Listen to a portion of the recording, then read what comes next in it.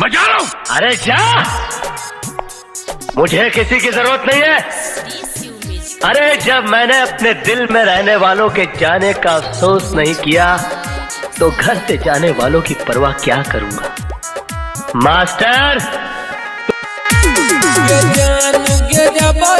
ससुरा तू भोरे भोर गे तो अखिया से लोड़ गे जान गे जबई ससुरा तू भोरे भोर गे तो अखिया से लोड़ गे जान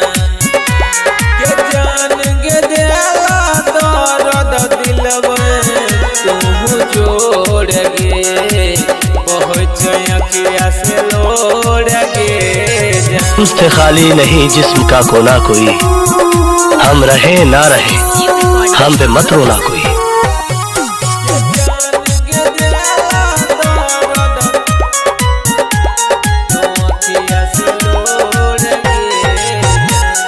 जखनी मरवा में तू जैबी तखनी यारवा के भूल जेबी।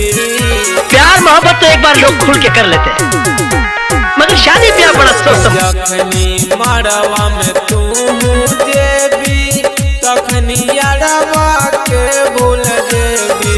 जान गए नन बन का गई तू कठोर गे बहुत अखिया से लोर गे जान गया नन बन कर तू कठोर गे बहुत अखिया से लोर गे जान गे रोही दर्द उठो जोड़ गे बहुत अखिया से लोर गे जान गे चुटकी बरसीन तू बरलही गे हमरा से दूर भलही गे जान।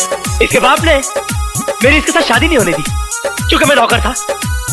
कहा कि मैं अपनी बराबरी वाले से शादी करवाऊंगा, क्या मेरे नौकर से शादी कर दी बुड्ढे ने।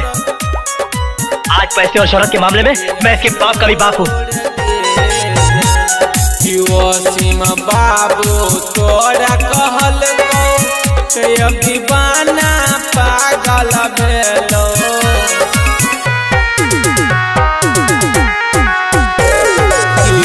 सीमा बाबू तोरा कहल दीवाना पागल भेलो। जान गे तोरे चक्कर में जैतो हमारा जान गे जइबो हम शमशान गे जान गे छोड़ का जबही ससुरा भोरे भोर गे बहुत अखिया से लोड़ गे।